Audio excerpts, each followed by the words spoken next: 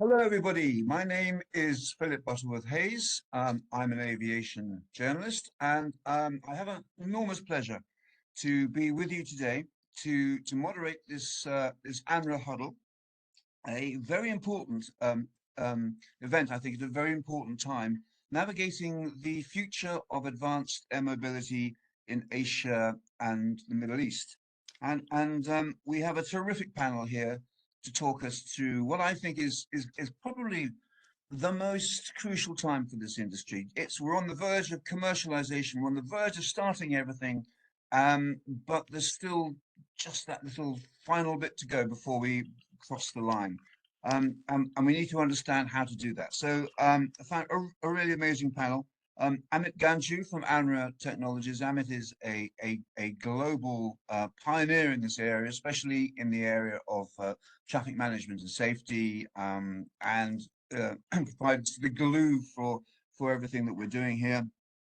Welcome, Captain Ramadip Oberoi from Falcon Aviation, an aircraft operator especially in the UAE, and an eVTOL operator too. So very important to hear the views of Falcon.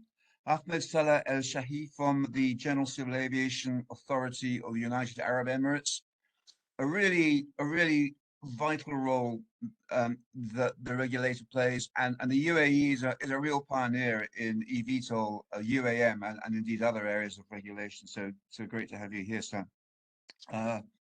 We also have Professor Hyo-sang Shin from KAUST in Korea. Korea has a very different approach to the way it's developing urban air mobility through the Grand Challenge. Very structured, very organized, and it's great to have somebody who can tell us about what's going on in Korea, the approach, and how the Grand Challenge is going. And we also delighted to have Kanika Chikawal from Jet Set Go, a really exciting aircraft operator, and again another eVTOL, a dynamic eVTOL operator who's going to be doing fantastic things in India and elsewhere. So that's the panel. Have I left anybody out? If I haven't, so the agenda is quite clear, really. We're looking at the near to midterm regional challenges, looking at the technical and the business and all the other sides of it. What I think we could do is to start off with just asking you all two very simple questions, and then after that we'll pile into the agenda. And the two simple questions are: 2025, 2026 is generally seen as the start year, the proper commercial start year for this industry, when we'll have everything in place, the regulations, the standards, the business plans. And is that realistic? Is that really the start off year? And if you could give me just your view on what the one or two major challenges are that we still have to overcome before we reach that. I wonder, Amit, whether we can start with you with this question. Phil, thank you, Phil. So I believe there are two ways to look at it. Like I said, there are two sides to the coin. There's a marketing hype way of looking at the answer, and the realistic what's going to happen. So will we see operations in 2025-26? The answer will be yes. Will the operations be at scale or limited or operational? That's part two of the question. So there are a lot of things that need to happen for things to really scale up and ramp up. But the initial demonstration flights, limited trials, and what I would call is exotic use cases will probably start happening, like maybe sightseeing and stuff like that, where people don't mind paying that extra money to say something like I'm going to fly in an eVTOL and stuff like that. But for scale, there's a lot more things that need to line up. It's not just the aircraft, it's the ecosystem, the digital infrastructure, and other aspects that need to be taken care of as well. Thank you. Thank you. Ahmed, perhaps I should have asked you that question first, because you're the man in the hot seat here in terms of making sure that all the regulations and standards are in place. What's your view on how close we are to proper commercialization of these activities?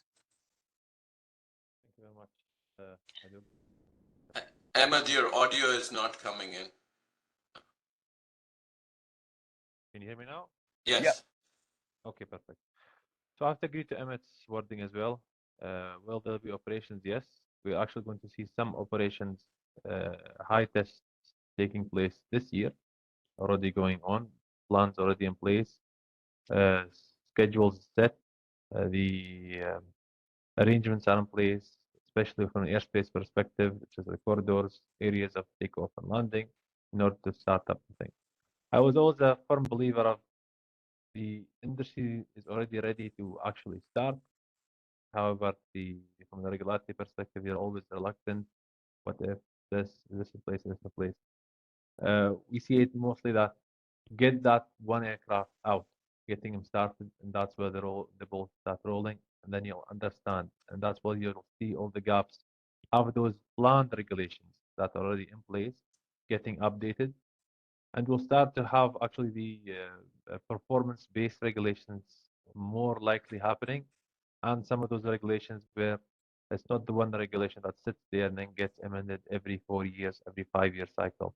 You'll have a specific regulation that will take like appendixes to some regulations that will be actively getting updated to be in line with what's actually going to happen in real life with these activities. We already have a deadline of commercial operations being set at 2026. Will this happen or not? Of course, it will happen for sure. That's great. Of course, it shall happen for sure. That's a great statement. Thank you. And Kanika, I mean, are you how ready are you? How much more work needs to be done? What's still missing? So I think, India is far behind on this curve, to be very honest, and probably rightly so, because our infrastructure, our safety environment, the entire ecosystem that we function isn't very different. I mean, we're still at a stage where we're talking about developing play boxes for people to come and test their stuff, unlike, what you're seeing happen at Paris, where you're most likely going to have, someone fly for the Paris Olympics. So I think, personally speaking, I'm very optimistic as to certain countries, setting the benchmark. And India's probably not one of those for 2025, 2026. But you'll probably see towards the later end of 2026, the first non-commercial flights happen in India. Because what we've got to keep in mind is the entire geography, climate conditions, all of that of the nation are very different compared to the rest of the world. And just to give you a simple example, for a helicopter to take off in India from point A to point B, you need about 32 permissions from the police department to the fire department to the medical department. And, it's not like when you go to Botswana and you go for a helicopter ride in the forest safari. So I think, we're still at a very nascent stage where we're working with the regulators to define regulation, to come up with, what is it going to take to India have these machines fly. So we're looking at at trials happening late 2026, early 2027 at this stage. Right. And I think this is the point, and I'd like to ask sort of Ramadeep this, please. There's a difference between doing one or two trial flights and full commercialization, where all parts of the industry, all parts of the ecosystem, right from the vertiports to the fire rescue, everything's in place and working, and everybody has a commercial a clear commercial revenue stream from all this. So from Falcon's view, and I know Falcon is a real pioneer in this area, what's your impression about what's in place now and what's missing? Captain, you're on mute. You need to unmute yourself. Yeah, I agree with the way Amit started, that there is, hype which is created, and how much is the hype and how much is the reality. So we in UAE believe, because this country is different than others, the leaders have want to take lead in a lot of things, especially in innovation and technology. So this is trickling down from top.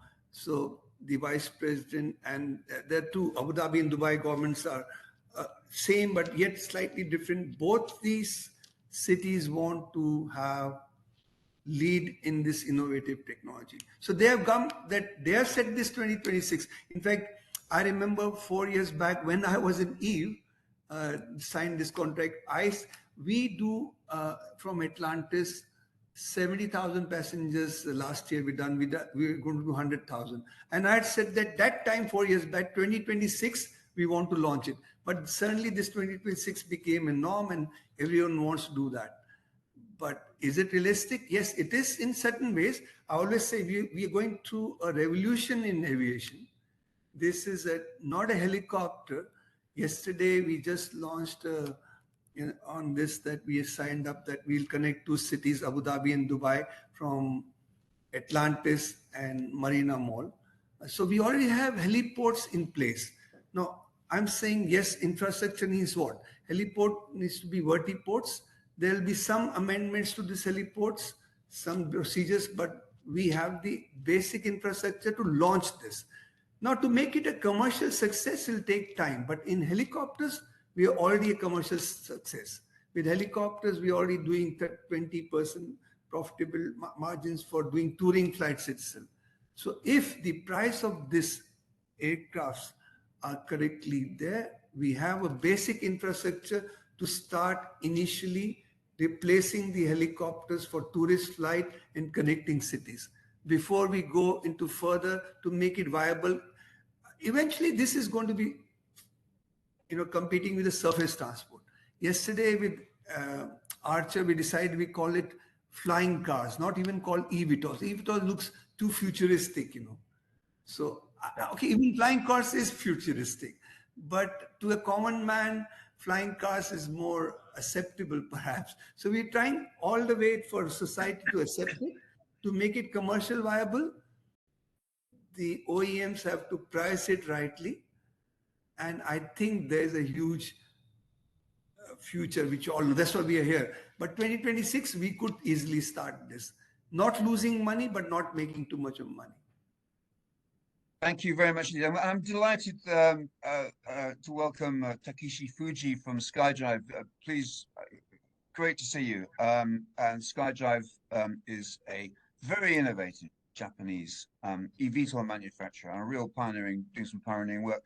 We're just talking about realistic timescales for the first, for the first commercial operations where we have everything in place, and then what we need to do to get there.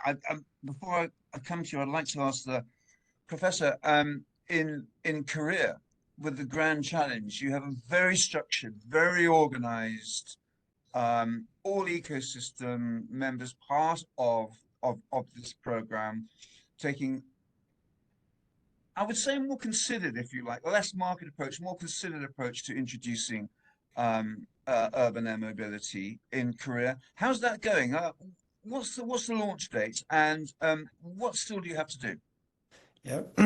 So before I start, I have to admit I joined KAIST Korea just 10 days or 11 days ago. So I've been in the UK. Actually, I'm more familiar with the European system. So I'm still learning. But based on my learning, based on my understanding, I think you are quite right. Korean approach is a more structured, more considered approach, which is driven by, in my opinion, like government sector or more public sector. And according to KUAM challenges, we expect to have some first operations of the UAM platforms in 2025. But I agree with actually everybody, is it like the kind of like the fully commercialized UAM market? No, this is not the case. And we have quite a lot of like different challenges. This is completely new school. We haven't experienced actually this one at all. So we will have a lot of different challenges. And this is, I think, one of the first steps which will lay out the pathway to the full commercialization, which is going to follow, but it's going to be incremental.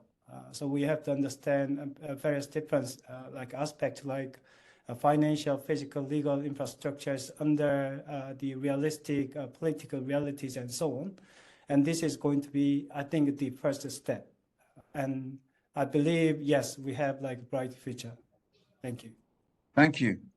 And so Takashi, I mean, you're really at the cutting edge of the eVTOL technology sector. What's missing now? I mean, obviously there's type certification, but after type certification, are you confident we have all the vertiports stuff ready, the charging systems? Do we have the infrastructure ready for proper commercialization by 2026?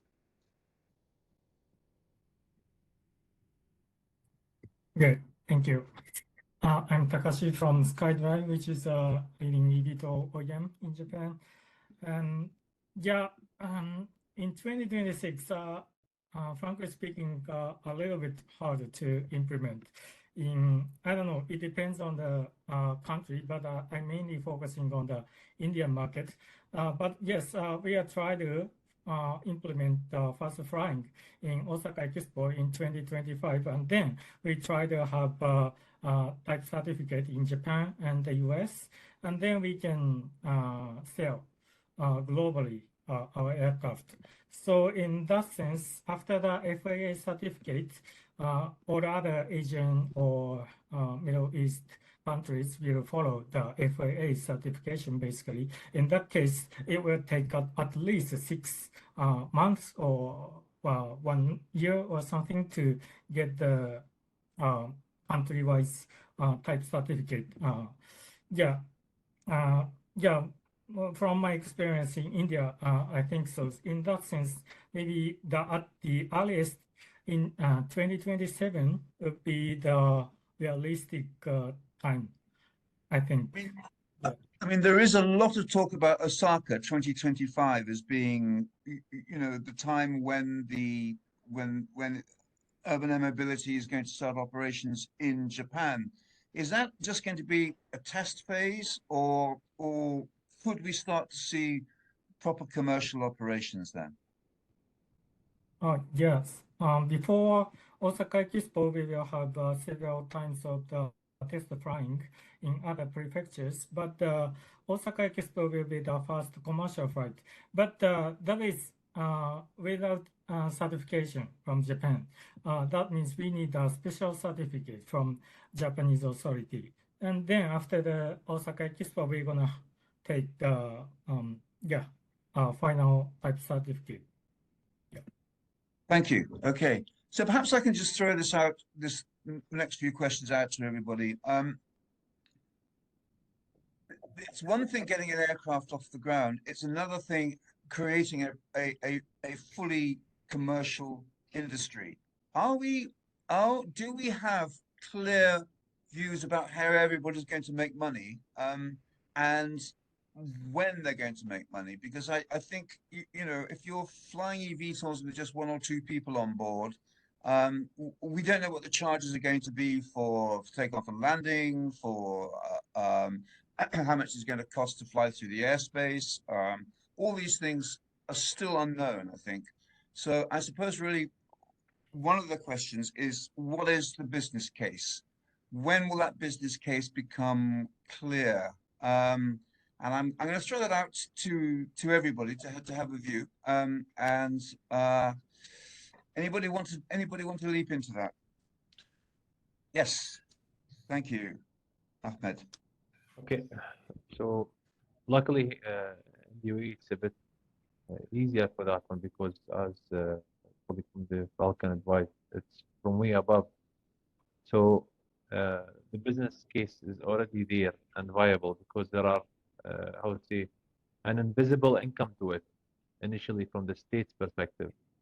So that business case will come. But when with regards to actual I would say the nitty-gritty of the things of actual more companies coming into the business and making money, there will be a lot of, I would say, areas that have to be explored on how to make money, because it's just different from one state to another on what sort of permissions. As here's my colleague from India, you have to get permission from 32 entities. So if you're gonna require from those entities approvals, some entities require charges or not, which is different from one area to another.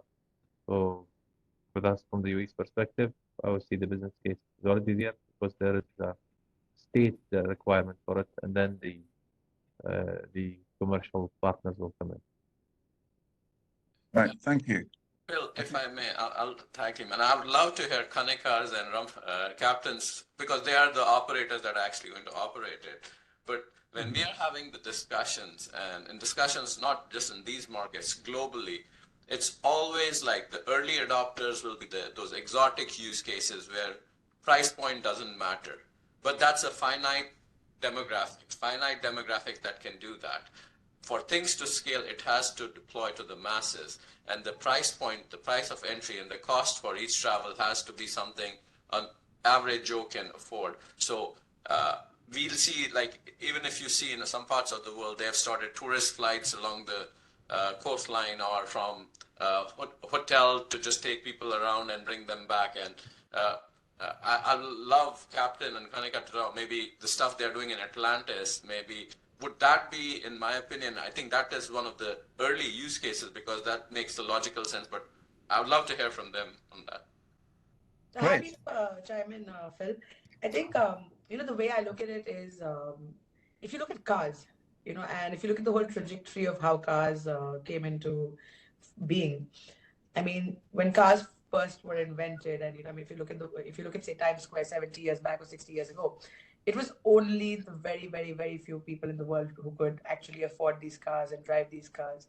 And like Amit rightly pointed out, there are going to be few early adapters, and that's probably going to start at least normalizing this whole process. And I want to go back to a point, wherein Mr. Captain O'Brien pointed out about calling them flying cars. What we've got to realize before commercialization is how okay are the general masses using these machines. We did some test cases with an OEM in 2018 and 19, where we tried to use helicopters to, replicate what eVTOLs would do. And our biggest learning was the general public, despite pricing these at the price of an Uber, was not okay flying in a helicopter. Their biggest fear was safety, with two pilots sitting in it. And then we've repeated the study, I think about a year ago, and we've flown about almost 2 million passengers to understand their behavior, the cost, the price sensitivity, etc. And the one biggest learning which continues to come out is fear. And I think, that can only be overcome with the masses seeing these vehicles fly in the sky, the masses, being able to understand that these are safe. And I'm talking about piloted vehicles to start with. So, the way I look at it going is it's going to be an evolution, obviously. And it's not going to be commercially viable from day one, like everything we've seen in aviation. I mean, Captain O'Brien will agree with me, as private jet operators, we still struggle to find financial viability on a daily basis on the operations we do. So I think, the first few years, in fact, are going to be more about trial and error, about, very, very few people being able to use these, unless you've got, OEM subsidizing them or government subsidizing them, which I'm not a big fan of, because no business can be commercially viable with subsidies. And it's going to take a lot of time for both OEMs and operators to make these commercially viable for the masses. It's wrong to put pressures on the OEMs and say, price them in a certain way where they become commercially viable. Ultimately, OEMs have to develop the safest, strongest product. And for them to do so, they require the right monies to, put into research, etc. So I personally believe that, it's going to be an evolution where you're going to start with the price point being not so, easily affordable to the general masses. And then slowly you're going to see it evolutionize into normalcy. Thank you. Thank you very much indeed. So we're joined, I'm delighted to say, by Ashish Kumar from GMR Hyderabad, and a very important role that airports are going to be playing in this. One of the publications I have looks at it's called the Global Urban Air Mobility Market Map, and we've now tracking 200 cities and airports around the world planning for eVTOL and advanced air mobility services. So 95% of those will be using existing aviation infrastructure, like airports. So welcome, Ashish. So one of the questions we started off with is, when are we actually going to see eVTOL services operating, and what do we need to do to get to the actual commercial stage? In terms of where you are, when would you want to see the first eVTOLs operating from your airport? Yeah, thank you. And sorry, I had to join in a bit late. Thanks, ANRA, for inviting me to this webinar, and some of the panelists like Kanika I know personally as well. I'm glad to be here. So yeah, the question on how soon is dependent on the whole ecosystem being ready. As I mean, all of you know, the airports are an area where this kind of new mobility is going to start for both for cargo as well as for passengers. Maybe it happens with the cargo first, and we're already seeing the cargo smaller drones already take off in countries like India. And I mean, the regulations are also kind of matured to quite a bit. But when we talk about passenger movement, like Kanika mentioned earlier, uh, I think it'll have to be start manned. And for that to happen, what we'll need to see is how the whole ecosystem is ready. So both in terms of regulations, whether what's FAA doing about it, what's EASA doing about it, and regulations, as you know, are from all aspects in terms of aircraft certification, in terms of air traffic control, in terms of the ecosystems, MROs, and whatnot. I think all of us will have to, I mean, already, I think globally, a lot of these players are coming together.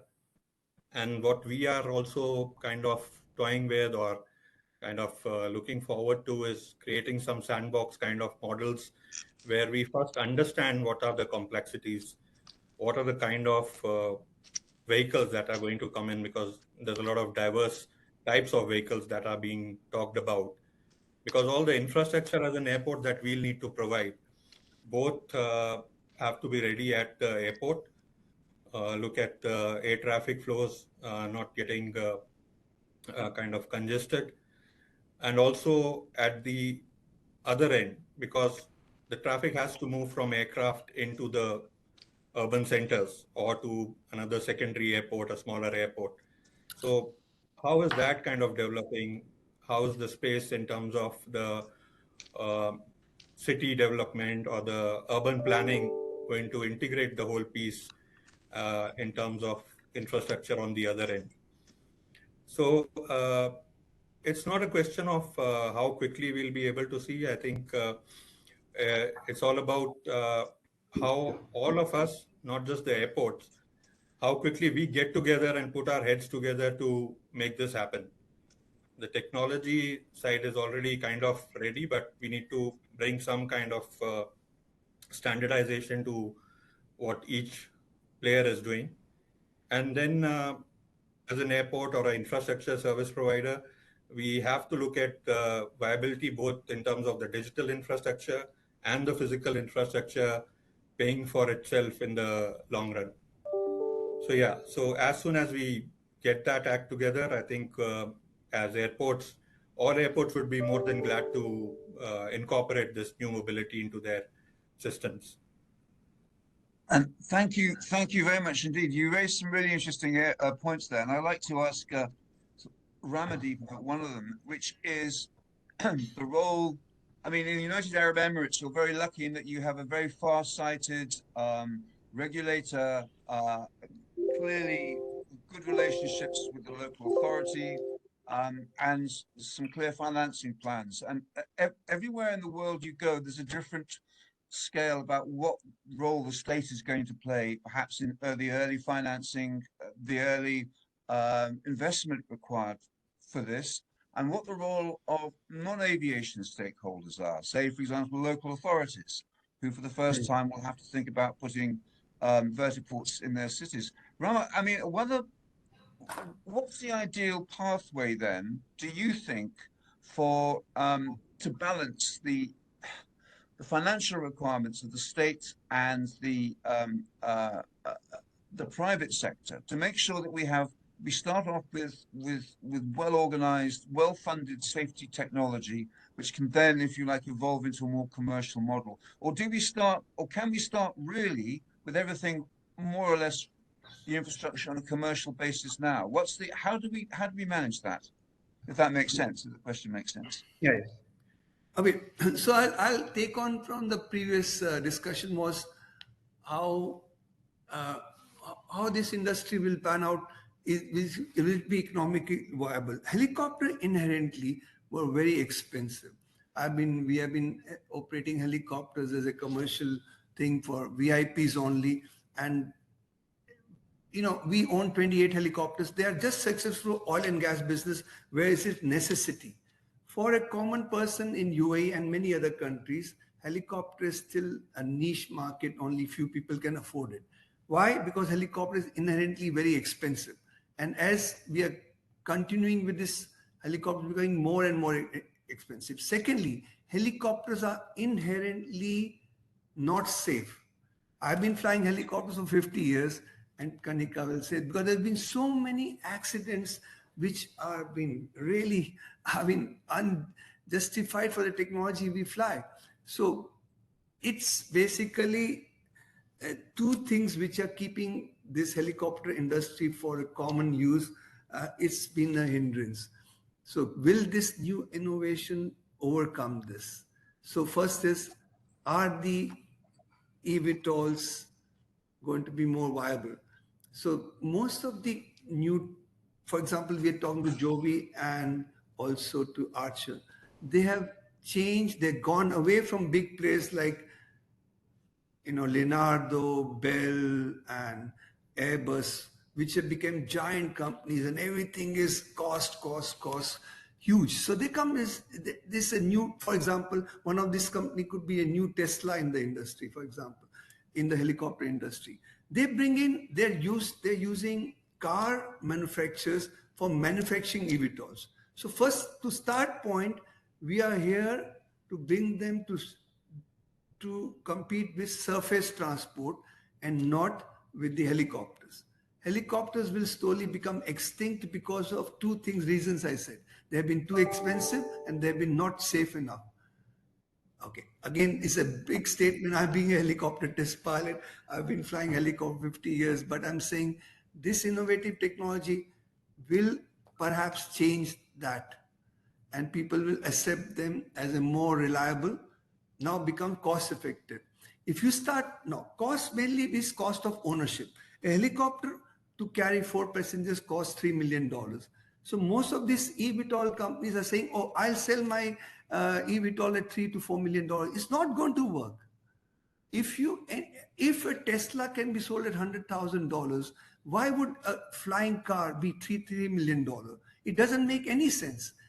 I know they want to recover their initial, investments into what they have gone into experimenting. But so if they can control this, so who's going to fund this? Somebody has to lease them.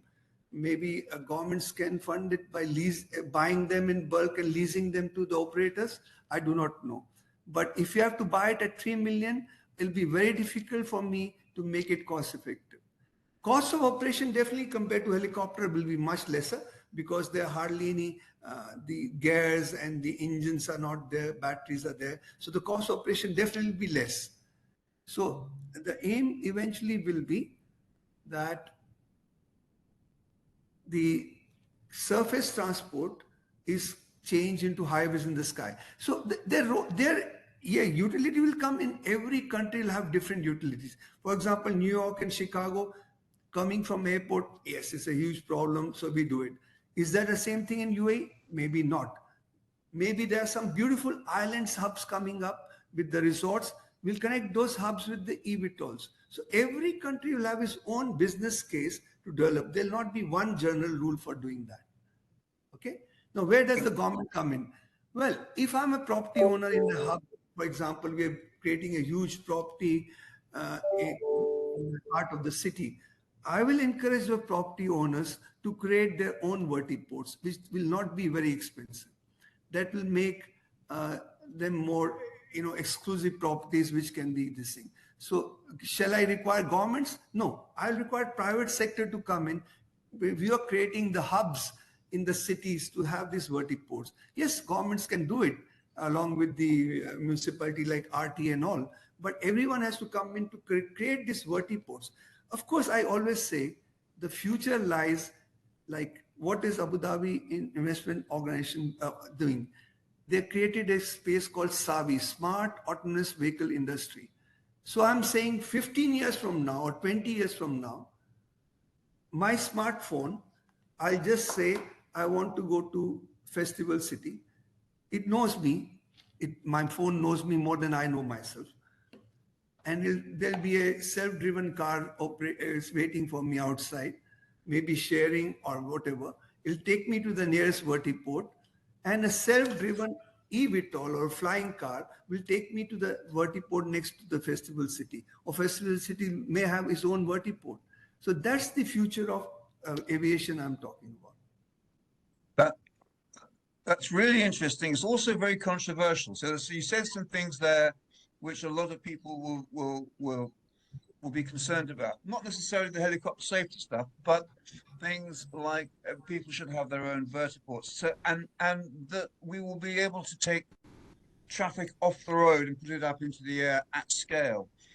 To me, I don't see that yet. I wonder, Professor, whether you could give us an idea about whether Korea, for example, sees this as a strategic traffic decongestion system, urban air mobility, or is it something which is what I think it could be, but it's much more likely to be something completely different, but nobody really knows. But we have to be prepared for whatever happens. Why is Korea spending so much time and money and resources developing this?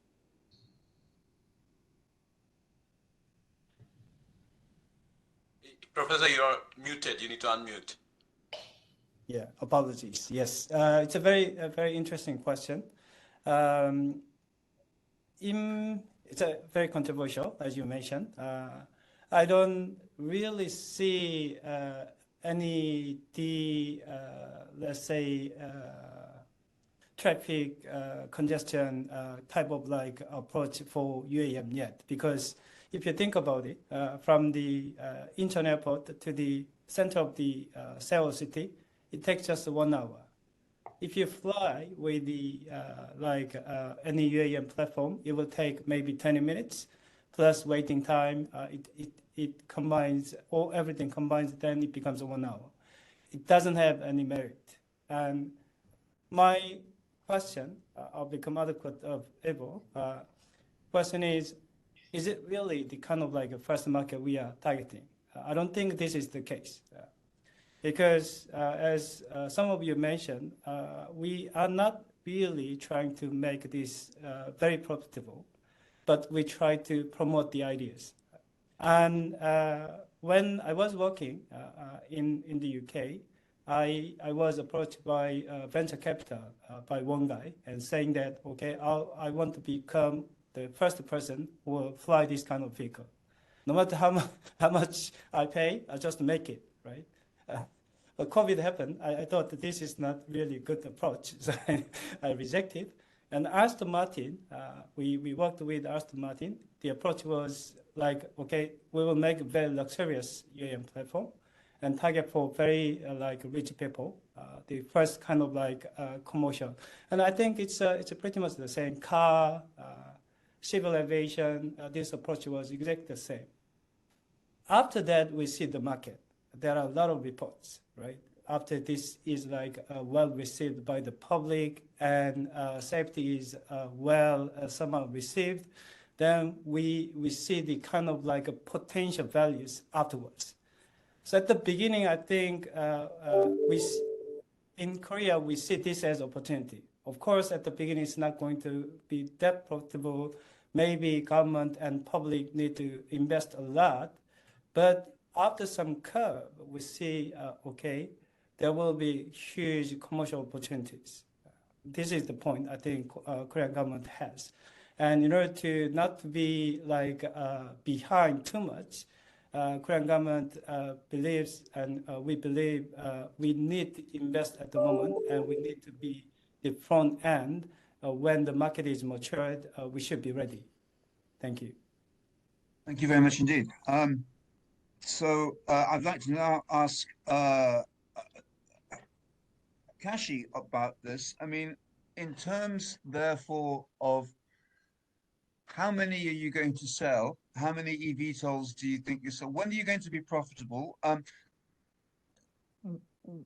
Do you think this industry can stand on its own legs in terms of everybody being able to recoup their investments within the next 5 or 6 years, or are we still, or is profitability further out than that? And how do you scale? How do you scale from the first few flights to suddenly having an awful lot of passengers and landing sites and aircraft in the sky? Yeah, I think, yeah, step-by-step approach is very critical. As you can imagine, in every kind of industry, in the initial stage is very difficult because the first uh, uh, development of the aircraft or any other cost is huge. So yeah, I visited India many times to look for the first initial case, but according to our specification, because our cruising range is very short, for example, and the specification is not better than the helicopter. In that case, ticket price will be much more than that.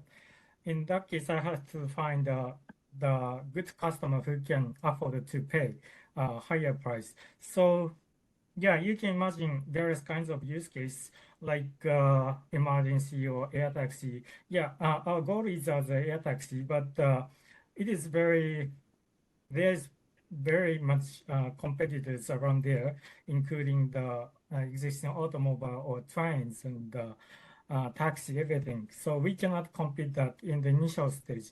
So we have to focus on the other use case to differentiate from the kind of ordinary transportation. So we are focusing on resort or wedding resort or kind of, you can imagine the VIP transportation between intra-cities, flying from the airport to the crowded city, like you can imagine in Delhi or Bangalore, if it's in India. So yeah, how we can find the customer is the first case. So how we can make our brand to be paid a lot compared to a helicopter is very important in initial stage. And then if people look at that our aircraft is flying, people want to purchase our aircraft, or some people will have the big aspirations to invest or something, and then that will be the chance to expand our business. So I think, so I feel the first use case is very critical. Yes. After that, automatically every kind of partners will get in touch with us and try to expand, including the government or every kind of states partners as well. But initial case is very crucial. So without the customer or operator or government, initial case is very difficult. So that means we need kind of support from the government or private company is also required. Yeah, in initial case, but we cannot continue that. We have to have a profit by our own at the earliest timing. So that is the most challenging stuff, I think. Yeah, thank you. Thank you. So what I'm getting a sense of here is that everybody is doing it slightly differently. And Professor, sorry, you'd like to make a comment here. Yes, just comment. So during our discussions, we said we try to compete with other kind of like transportation services. But I guess this is not really the point. I think in order to make these hugely commercialized and public, we need to have seamless integration with other types of transportation. So this becomes quite important. And in order to see the more services being operated, we need to actually resolve this seamless integration issue. Thank you. There's just one point I wanted to make. Yeah. No, thank you. I mean, sorry. we don't continue to focusing on the resort or tourism, but our goal is as an air taxi. So to make it realize the kind of volume of the aircraft or volume of infrastructure is very important to lower the operation cost as much as possible. So yeah, so in that sense, in initial case, how we can make it profitable only by one aircraft.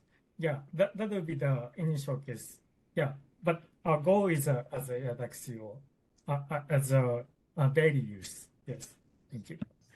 Great, thank you. Perhaps what we could do is just sort of spool through for 10 years' time. So if we have this this webinar in 10 years' time, what will the urban air mobility, advanced air mobility industry look like? Will it have taken hold in in almost major cities, or will there just be a few? Will there be 30, 40 seaters about to enter the market? What's the scale of where we should be in, say, 2034? Perhaps I could ask Ahmed that. I mean, in terms of what you're planning in the UAE, how would you like to see the UAE's urban air mobility industry look like in 10 years' time? Okay.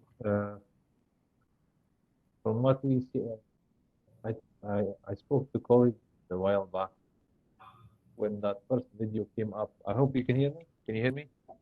Yeah. Okay. I talked to colleagues a while back. I told them when that we had the video came up at the government summit, which was the launch of saying that in 2026 we will have air taxis. I said to them, you watch and see. Next week we're gonna get new tasks and new timelines, and that's what exactly happened. So from that, how I see it after 10 years, there'll be more players, there'll be a wider use to it, because that's how it is with UE. It will be more and more expanding. Only issue was for me, which I think will be tackled with new technologies or the actual air taxi using the legacy sort of use of surveillance transponders. So as long as there's a way to monitor them, control them, I don't see any limitations on that, on expanding this as much as possible. Whether or not the locations will be available as much as, how to say, the Jetsons have it played out in the cartoon, I don't see it like that. I mean, like personal vertiports here and there spread out everywhere. The scale will increase, but we already have in UAE more than 130 certified heliports that would be capable to be used for both hybrid operation for helicopters and vertiports. Phil, if I can kind of jump in on that. I think one of the challenges I always see when we talk about industries like this is everyone gets fascinated by the shiny toy. And aircraft is the shiny toy. Everyone sees the aircraft, these are cool looking futuristic cars or flying cars, whatever you call them.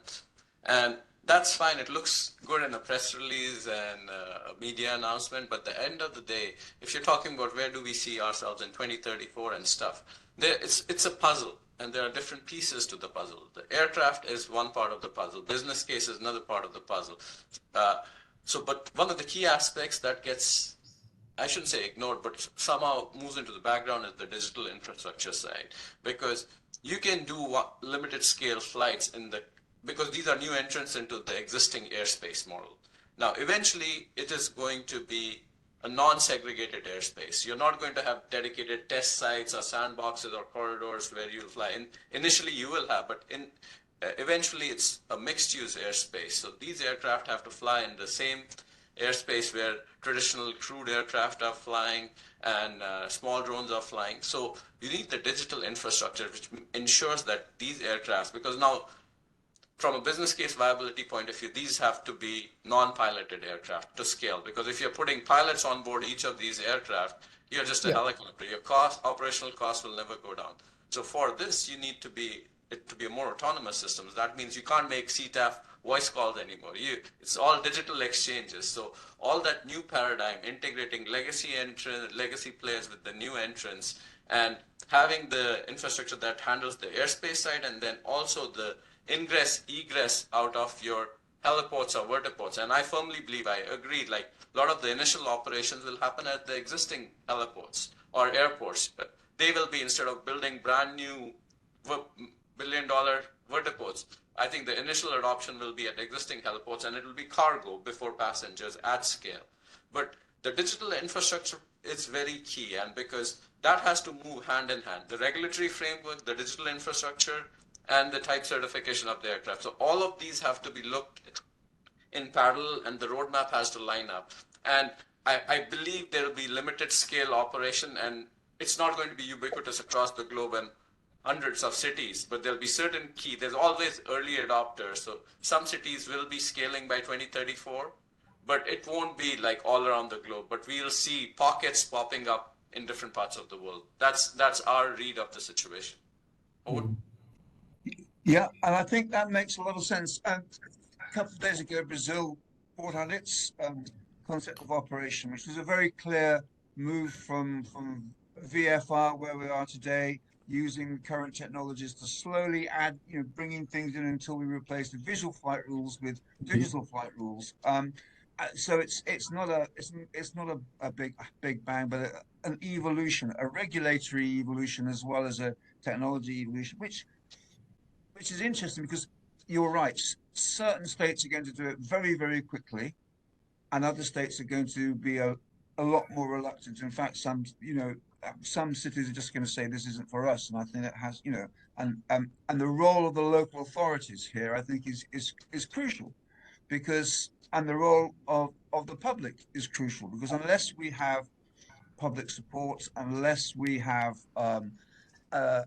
some kind of stakeholder role for them, then they're going to see this as just another transport mode for the rich and the famous, and not for the public. So the public good, I think, is quite important there. And I wonder, perhaps we could get some views from you all about how we engage early on, especially when there are a lot of concerns around safety, around cost, around environmental issues. How we actually do a proper public engagement, so there's no surprises, and that people can be brought along on the journey with us, even if they're not flying. I think that's quite important.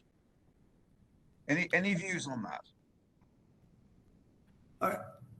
It's a marketing skill of the technology. Like, I mean, well, I'll give full marks to Joby and Archer to have marketed their product very well so far. So if you market it correctly to the society, especially the societies who are taking the lead in advanced technologies, then it will work. And once it starts working there, others will follow. So I think you have to market the product as more safe, more viable option at the correct pricing, and it will work. I think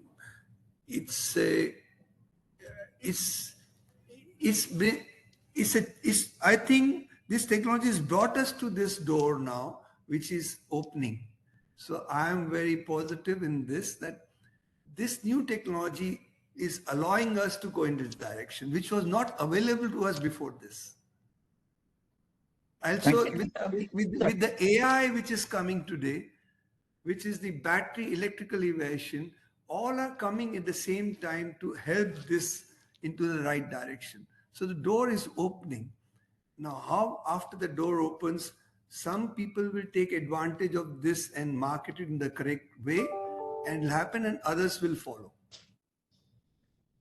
I think if I can add to that, Phil, the proof really lies in the pudding. And I think the first few tests, the first few demonstrations is going to dictate public support and public understanding.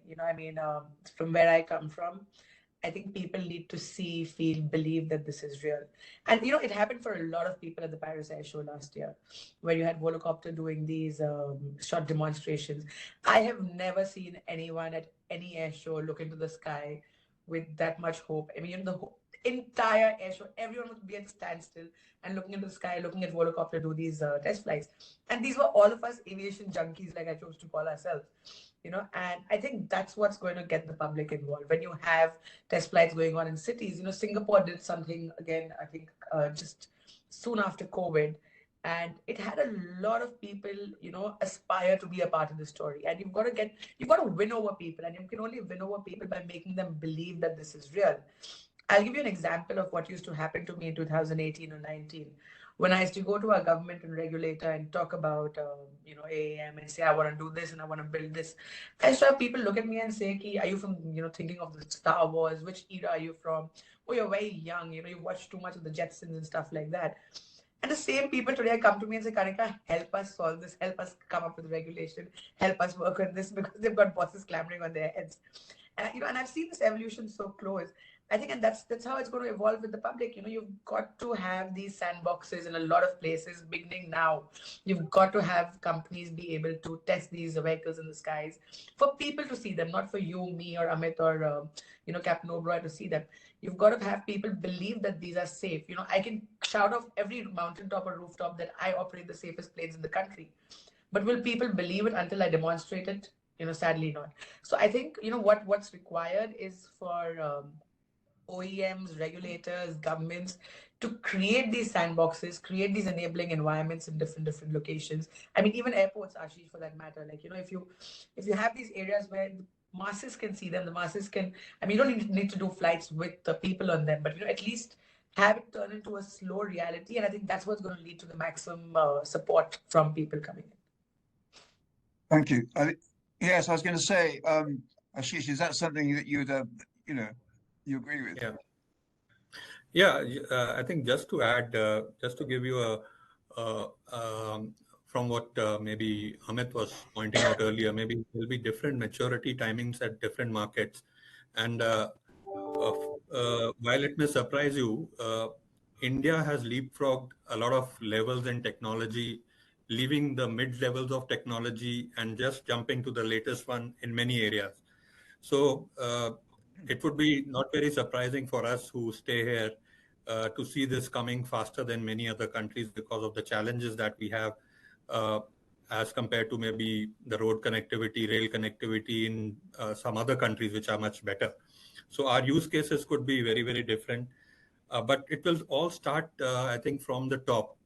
And that's what we've seen in the recent push for our drone ecosystem, when the push was right from the PM to make in India and to make India the drone hub. It's kind of taken off in the last 4 to 5 years. And that's what I see happening even in this space, because that's a smaller piece of the same kind of a technology, so to say. And from an airport perspective, it only will add value to us at airports to have this additional short-haul air mobility layer added. So I think as long as the governments are convinced, a top-down approach will be required because of a new technology integration. And then all things will fall in place. I think the public-private partnership, as we call it, not just in terms of investments from government and the private players, but public-private partnership in terms of also the buy-in from the concerns like noise and others, which will need to be kind of showcased and depicted in terms of aligned as fares.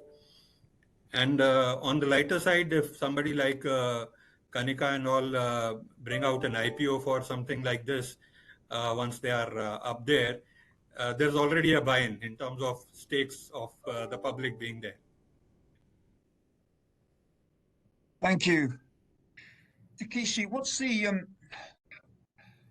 when you talk to government ministers, when you talk to the regulator in Japan, how keen is the push towards advanced air mobility in Japan, and how keen is the concerns? Because a regulator has normally a role in projecting the industry and promoting the industry. At the same time, they have enormous challenges in developing the regulations required to ensure that we can produce scalable eVTOL operations. So what's been the view of the government and the regulator in Japan to what you're doing?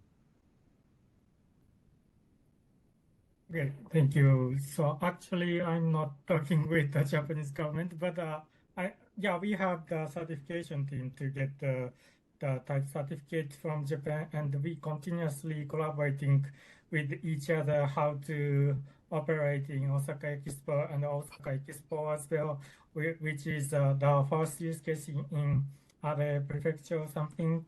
Yeah, regulation is yeah. First priority is the safety issues. How much this kind of new type of technology is safe?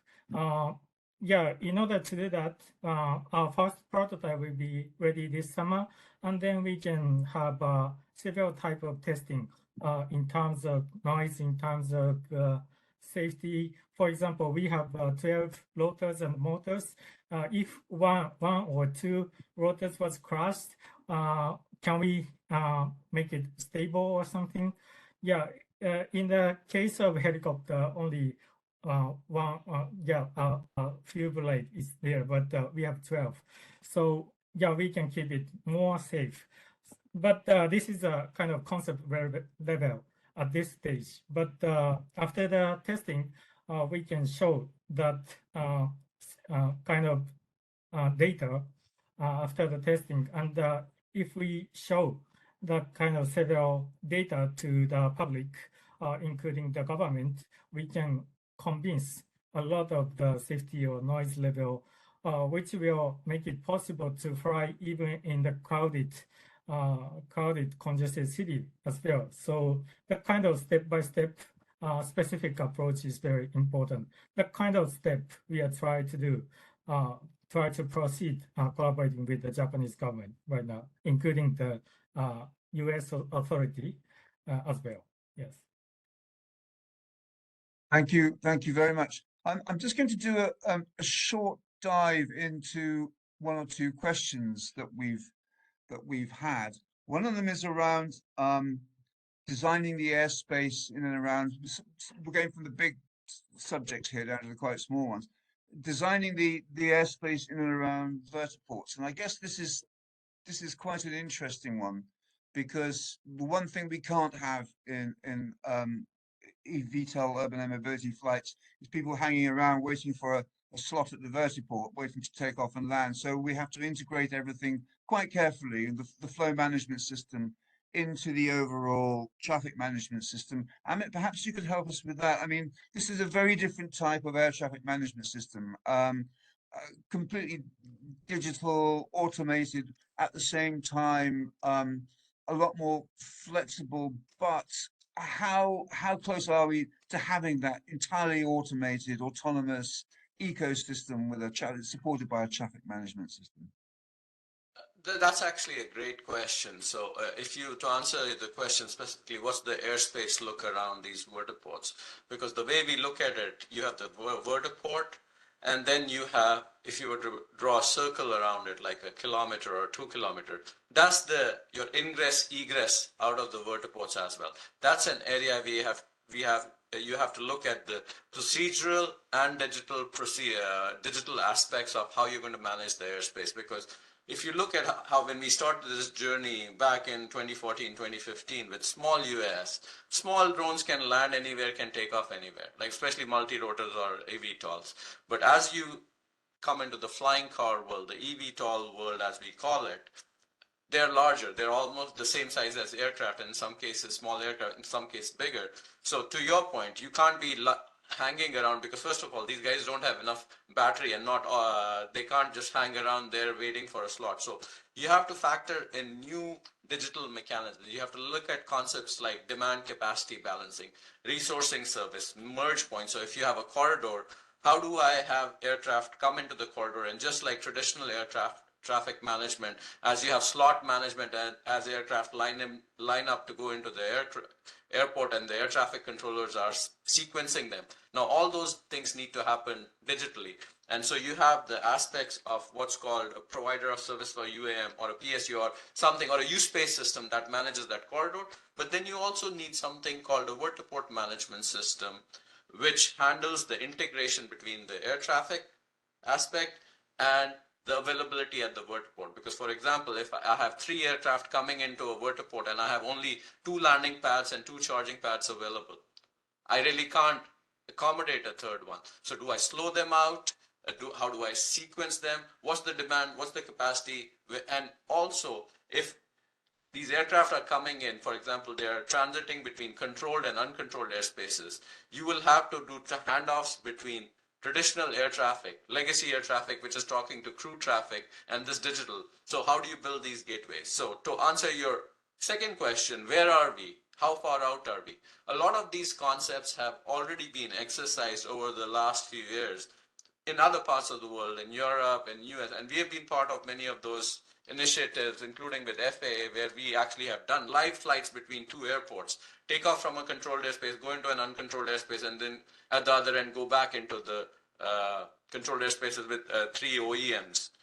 So a lot of those concepts have been worked out, and a lot of the traditional concepts from crewed aviation don't work as is, and they need modifications. But have we solved the whole puzzle completely yet? Not quite. There are still aspects that need to be handled, and that's where researchers such as Professor Shin and others come into play, and these institutes where we have to try out those concepts. But for an MVP, a minimal viable product, I think the concepts are there that allow us to launch the initial operations and then keep iterating. Thank you. And from a regulator's point of view, Ahmed, I mean, how clear are you that we have all this, or at least the roadmap for this infrastructure as part of the regulatory process? So as traffic builds, the regulations will be developed to increase autonomy, increase scalability, so that the industry and the regulator can work in sequence, can work together. Is that something?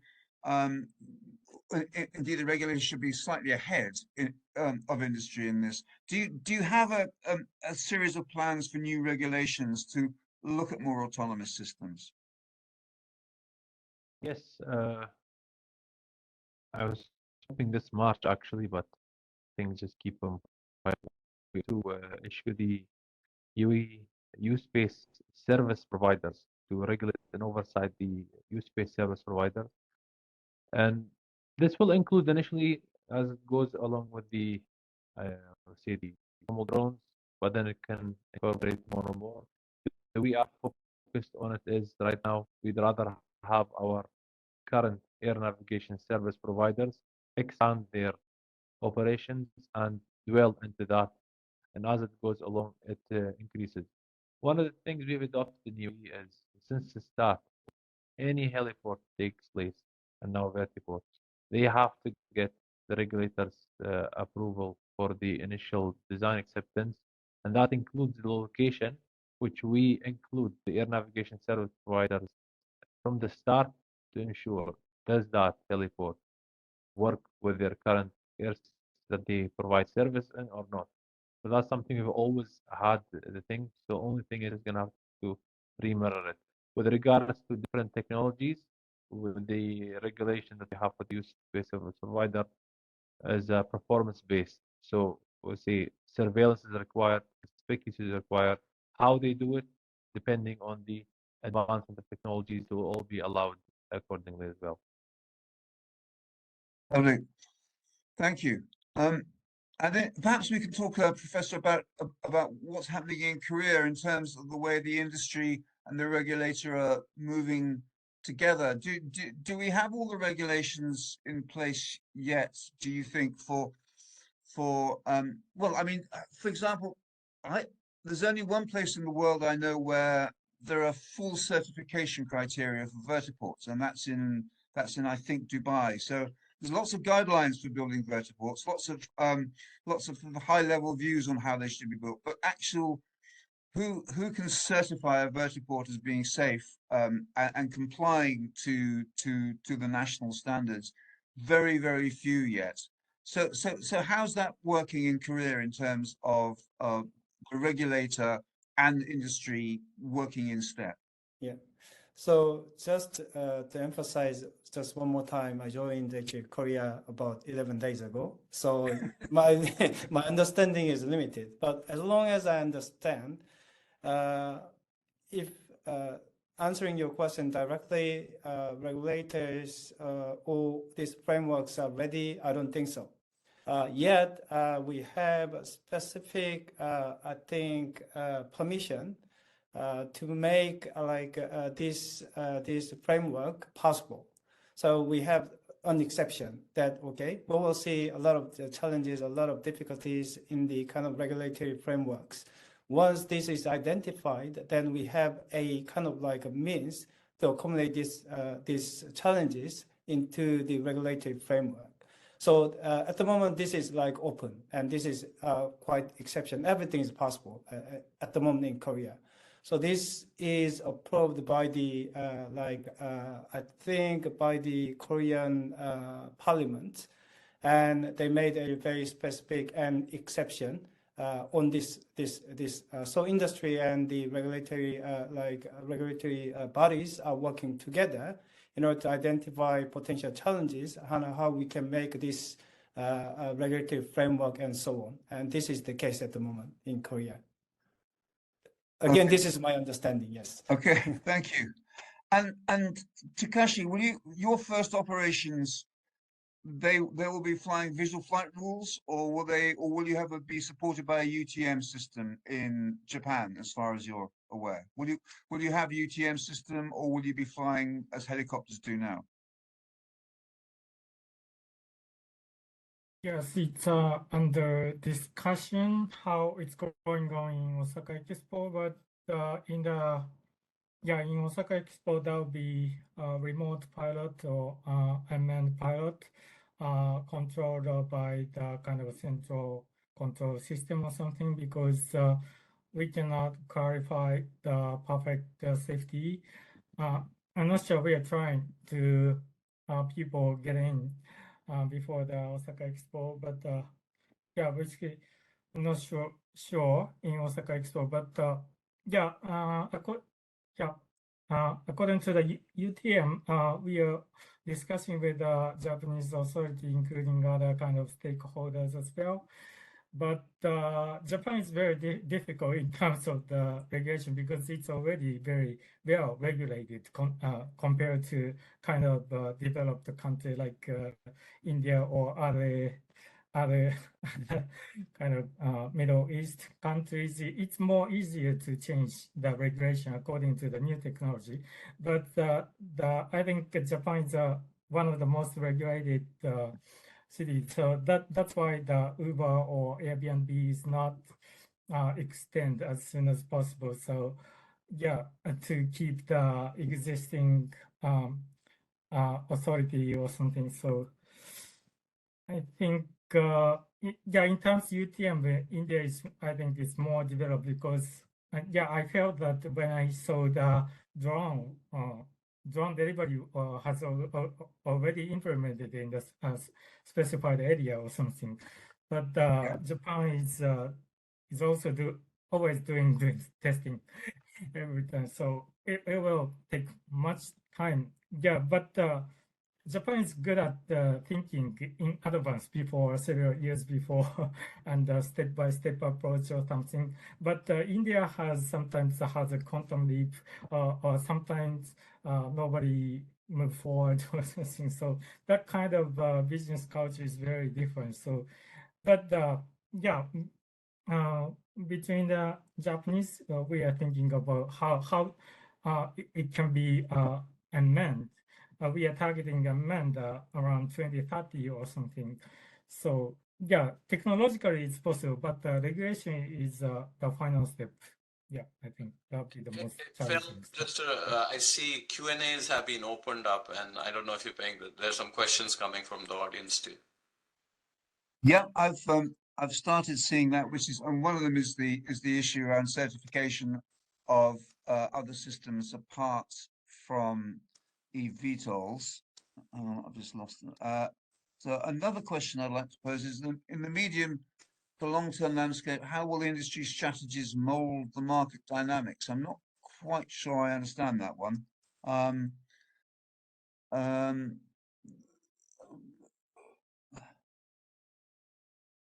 Ashish, perhaps that's something you could help with.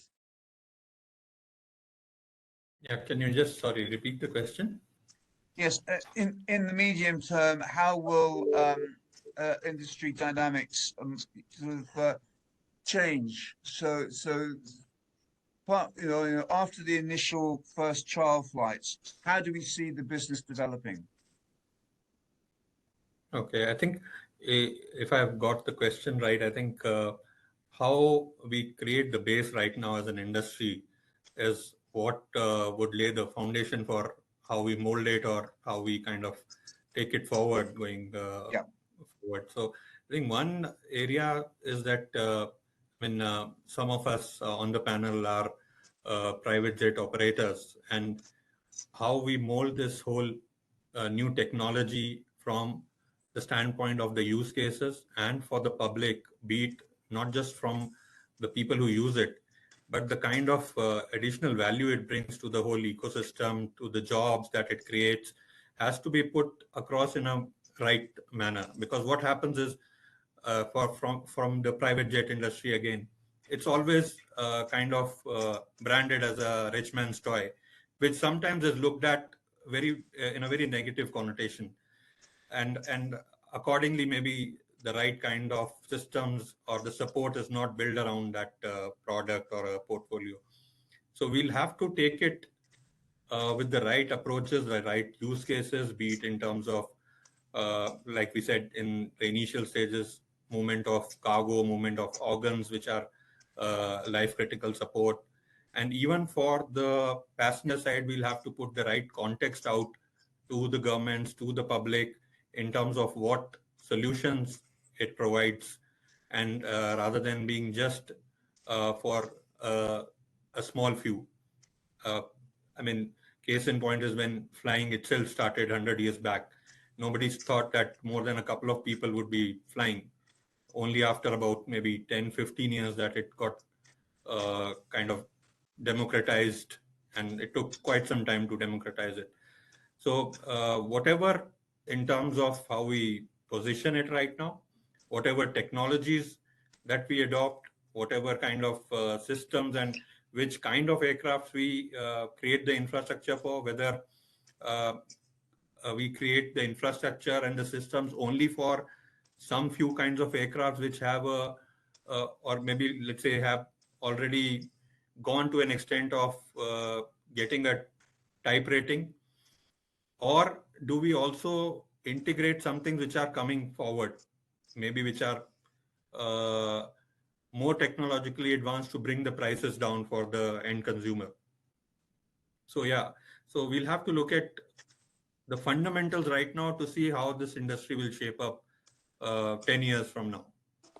I mean, the one thing we see very little of is 30, 40 seaters. 30, 40 seat eVTOL aircraft, where you can really start to scale the ticket prices to make that something. Perhaps I can ask Takeshi.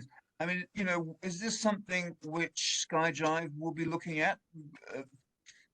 Producing aircraft, say, 20 seats rather than 4 or 5?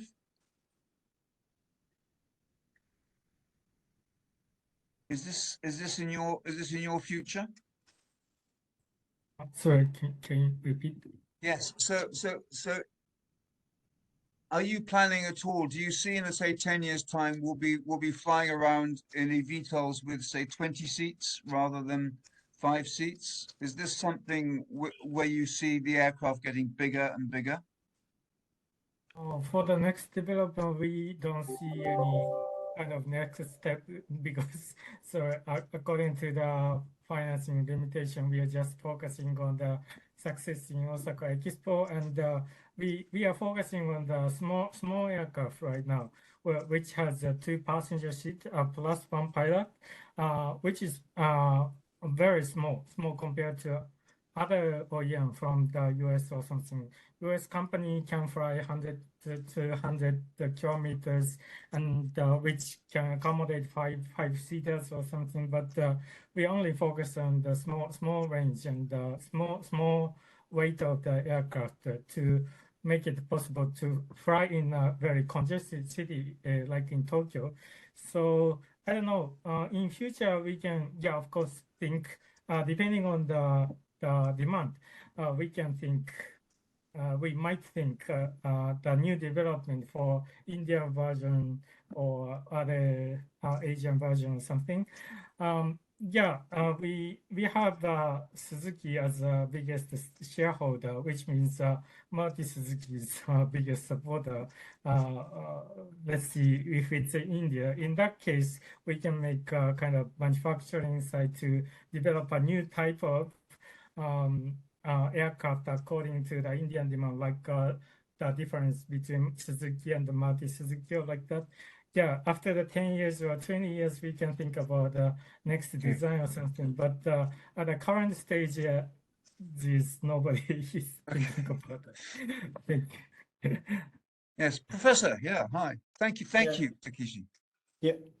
Yeah, if you think about it, I don't know whether or not we will go for like eVTOL with like a 20 or 30 seats, because if you think about it, we carry like maybe 20 to 30% of the useless weight to take off and land. If we think about the eVTOL, whether or not this is thrust vector type or this is like lift cruise type.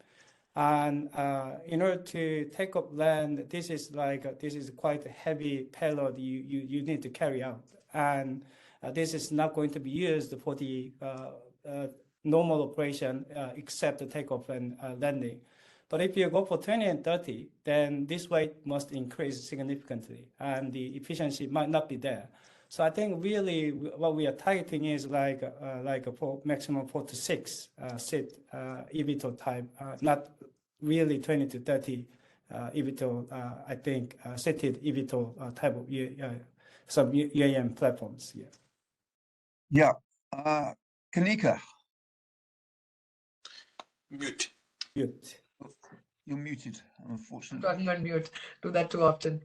But I just wanted to add, I couldn't agree more with Professor Shin regarding the weight piece of it. But we also have to look at the commercial viability of it. And you're looking at last mile connectivity. You're looking at replacing cars, not buses. You know what I mean? And I don't think you're going to have the kind of you're not going to have commercial viability fit in if you're going to put batches of 20 people, 15 people, or 25 people in these vehicles, because you're beating the whole point of getting them to the closest point of work or closest point of home, right?